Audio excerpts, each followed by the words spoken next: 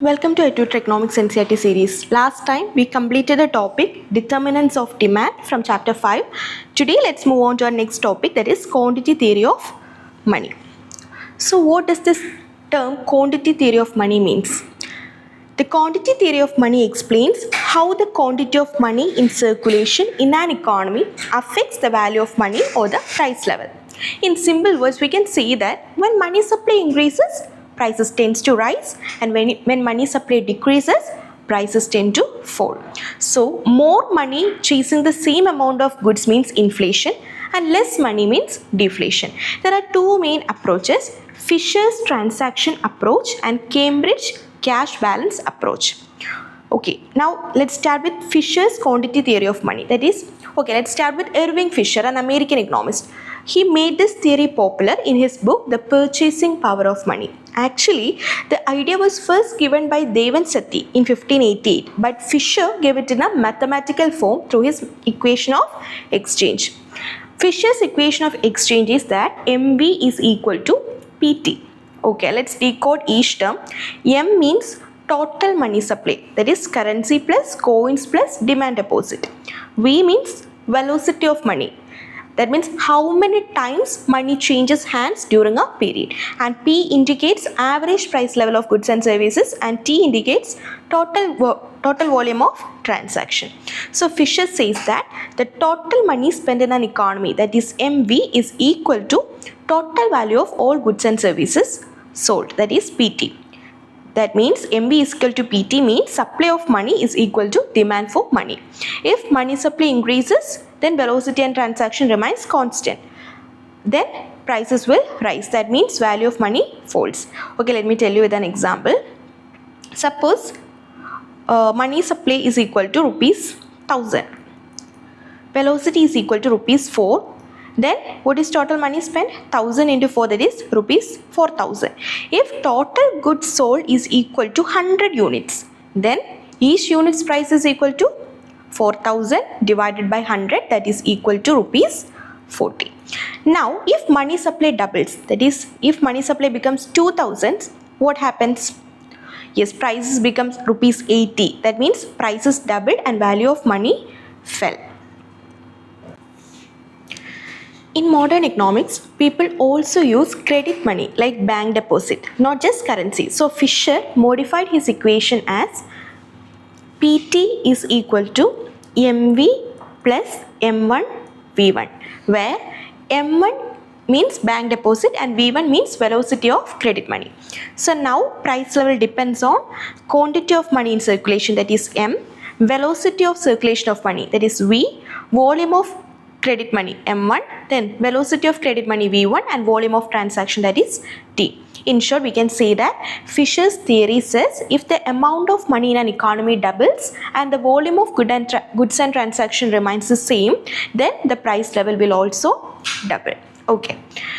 And now Irving Fisher gave us the famous equation of exchange, that is MV is equal to PT, and we said the meaning of each term. Fisher said that the total money spent in the economy, that is MV, must be equal to the total value of all goods and services sold, that is PT. So MV is equal to PT. From this equation we can write that we know that MV is equal to PT, and from this equation we can write P is equal to MV divided by T. This shows that if M, that is money supply, increases while V and T remains constant, price level will increase. Hence, price level varies directly with the quantity of money. That's why it is also called cash transaction equation, because it relates cash to transaction. Now in a modern economy, people don't use only currency, they also use bank money like demand deposit or credit money. So Fisher modifies his equation to include both, that is PT is equal to MV plus M1 V1, where M1 is equal to volume of bank deposit and V1 is equal to velocity of bank deposit. And we said that the price level therefore depends on quantity of money in circulation, velocity of circulation of money, volume of bank credit money, and velocity of circulation of credit money, and also volume of trade. In short, we can say that when the supply of money, that means both currency and credit increases, prices also increase, and when money supply falls, prices falls. Okay, let's look at an example. Suppose M is equal to rupees 1000, V is equal to 4 and T is equal to 400.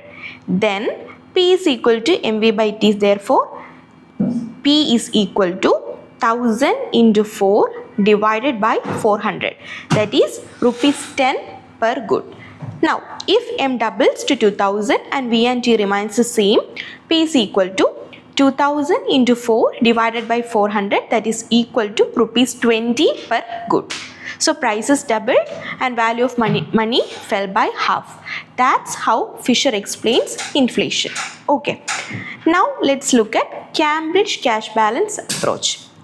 Cambridge cash balance approach. Okay. Like Marshall, Pigou and Robertson, Cambridge also gave us an approach. Marshall's equation is equal to M is equal to K into P into Y. Okay, let's record it. M means quantity of money people held. K, fraction of real income people want to keep as cash. P means price level and Y indicates aggregate real income of the community. So what does it mean? This approach focuses not on spending but on holding money. It's also called cash balance approach. It is also called cash balance approach. Why? Because it studies how much money people want to keep as cash in their hands. Okay, now let's rearrange this equation. P is equal to M by K multiplied by Y. So, price level increases if money supply increases. Price level decreases if K, that is people's desire to hold cash, or Y, that's real income, increases. And the value of money is the reciprocal of price level, that is 1 by P is equal to K into Y divided by M. So the main difference from Fisher is that Cambridge approach focuses on spending money and focuses on holding money. That is, equation is equal to MV equal to PT. Money is viewed as a medium of exchange and money is viewed as a store of value. Hope it is clear for you. Now that we have learned Marshall's equation, okay, now let's see how Keynes explained the same idea in his own way. Okay.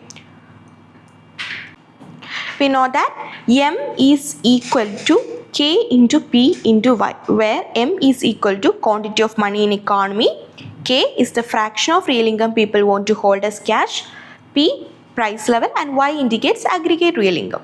Now from this we can say that P is equal to M divided by K into Y. That means if people hold more money, then prices falls. If the money supply increases, prices rise. So the value of money, which is 1 by P, depends on both M and K. In simple terms, we can say that the value of money is always equal to total quantity of goods people want to hold divided by total supply of money. Hence, the value of money is influenced not only by money supply but also by people's desire to hold money, that is indicated by the letter K. Now let's move to Keynes' version of cash balance approach. Keynes expressed his equation as N is equal to P into K, or P is equal to N by K. So here N indicates total supply of money in economy, P indicates general price level of consumer goods, K total quantity of consumption units that people want to keep in cash. So Keynes said that K here represents real balances because it is measured not in rupees but in terms of consumer goods. He explained that people decide how much of their wealth or income they want to hold as cash to buy goods later, and this desire, that is indicated by K, is psychological and depends on habits, expectations and convenience. So if money supply increases, price level rises, and if people wants to hold more goods in cash balances, then price falls. Okay, then what Keynes wanted to say? Keynes believed that people's desire to hold money does not change easily. Hence, the monetary authority like RBI can stabilize the price level by regulating the money supply, that is N.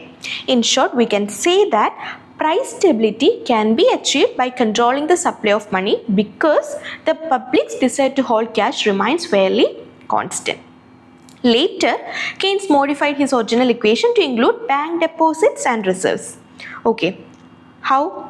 He said that N is equal to P into K plus R into K dash, or P is equal to N divided by K plus R into K dash, where N means total money supply, P indicates price level, K is equal to people's desire to hold money in cash, K dash indicates community's total bank deposit, and R indicates cash reserve ratio of banks.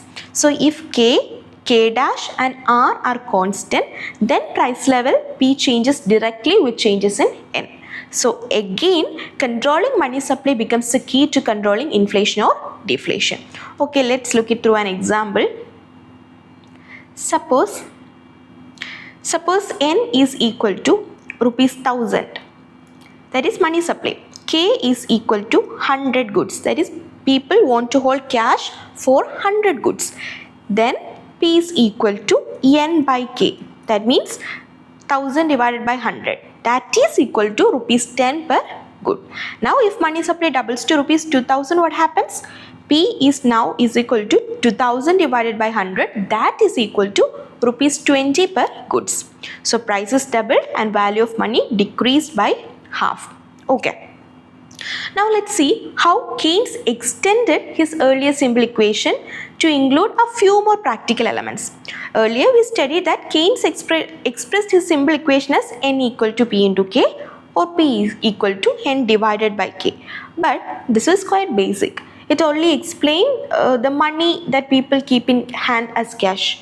However, in modern economy, people don't just keep money as cash, they also keep money in banks as deposits. And banks too keep a part of their deposits as reserves. So Keynes thought, why not include that too? That's how he developed his extended equation. Keynes' extended equation is that N is equal to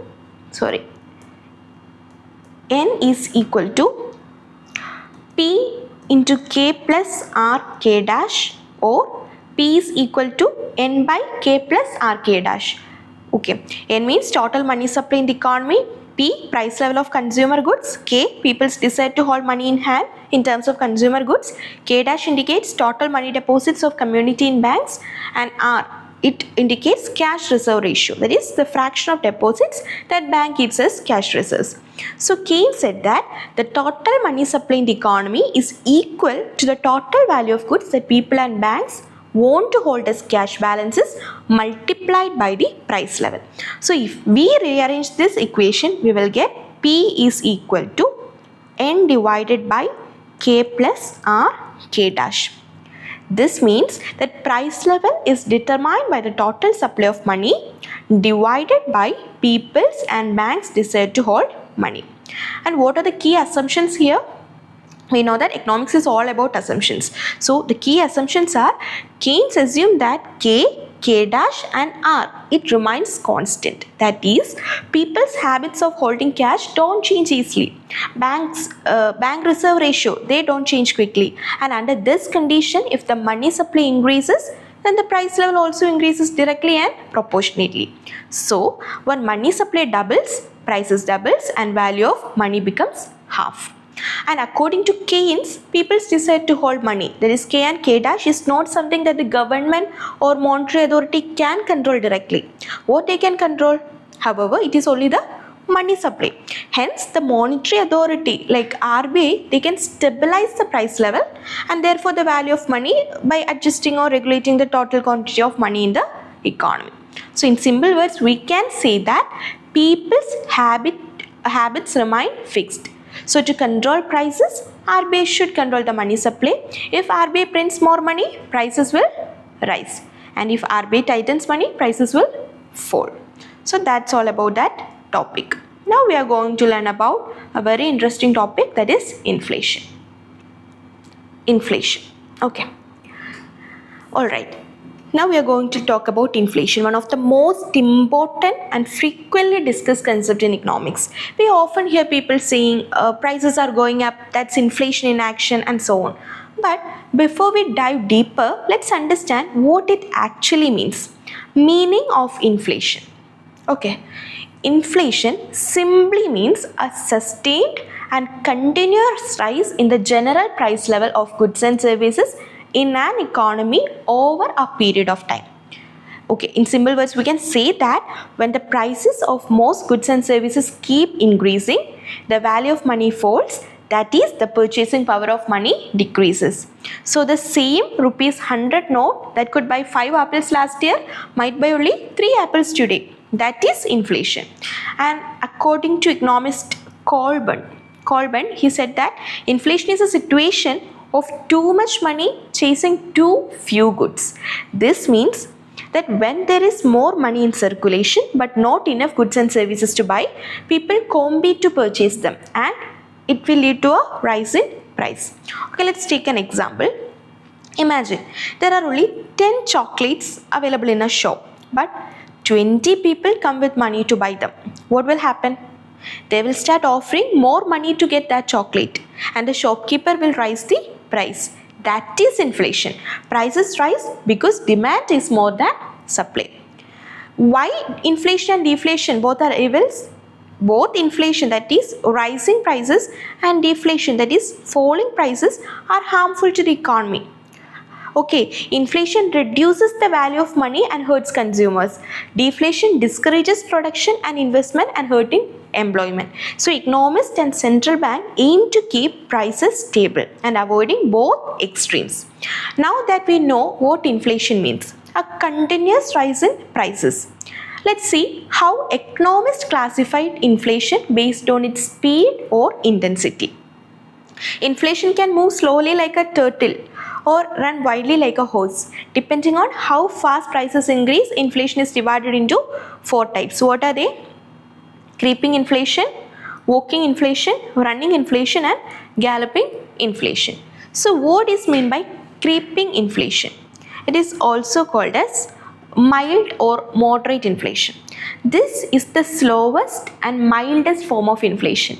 Prices rise very slowly and almost unnoticeably over a long period. Usually the price rise is less than 3% per year. It's actually considered healthy for the economy because it encourages investment and production. People expect prices to rise gradually, so they spend and invest more, helping economic growth. Okay, let's take an example. If prices increases by rupees 1 or rupees 2 every year, you hardly notice it. That is called creeping inflation. So creeping inflation is slow moving, mild, and not dangerous. Now, what about walking inflation, or it is also called trotting inflation? Okay. Now imagine prices walking a bit faster. When inflation is moderate with an annual rate between 3% and 3% to 9%, it is called walking inflation or trotting inflation. It is noticeable but still under control. However, if it continues for a long time, it can reduce the purchasing power of people and affects saving. Let's take an example. If last year a product cost rupees 100 and this year it cost rupees 108, you can feel the difference. That is walking inflation. In short, walking inflation makes life expensive but not chaotic. Now, what about running inflation? When inflation moves faster like a horse running, it is called running inflation. Prices rise rapidly, usually at a rate of 10% to 20% per year. It becomes difficult for people to manage expenses, and the cost of living increases quickly and the value of money falls sharply. Let's take an example. Suppose the loaf of bread costing rupees 20 last year becomes rupees 25 or rupees 30 this year. Okay, so running inflation hurts the middle class and fixed income earners. Now, what about galloping inflation?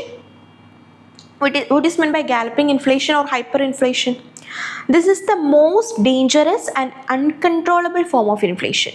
Prices rise very fast, sometimes 20% to 100% or even more per year.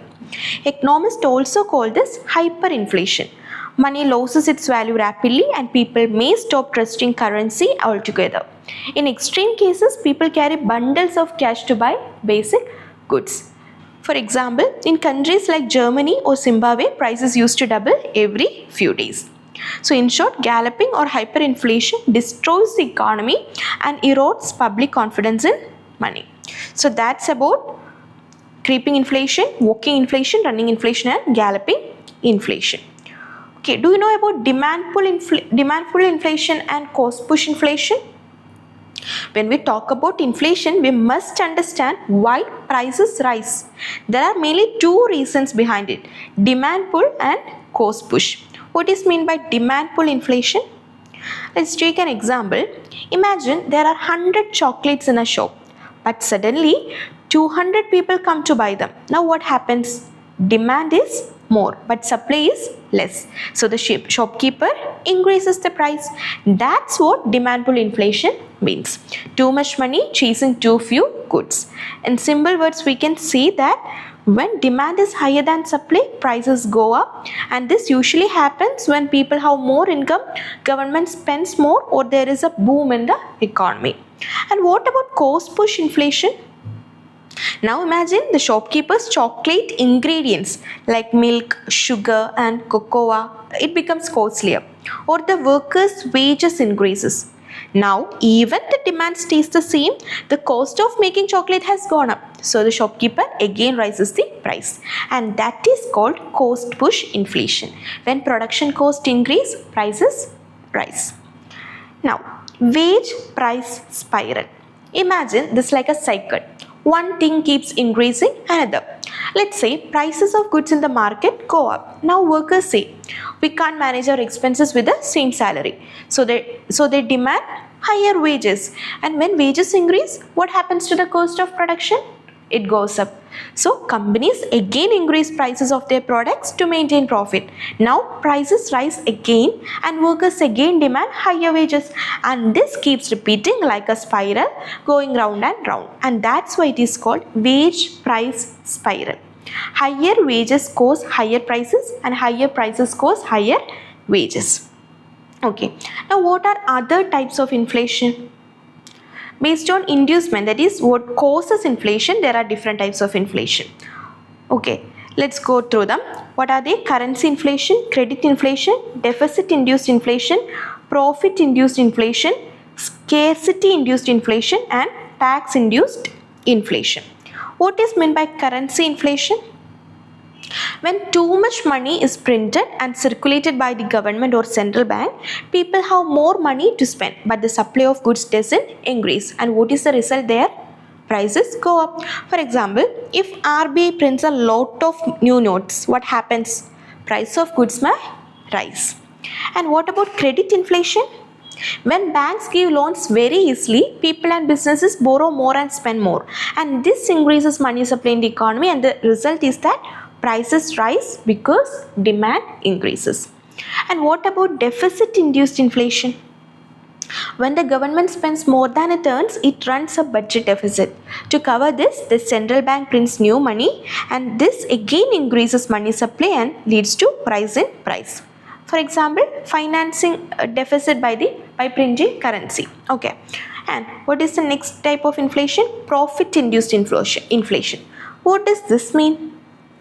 When firms aim for higher profits, they raise prices intentionally, even if costs don't rise much.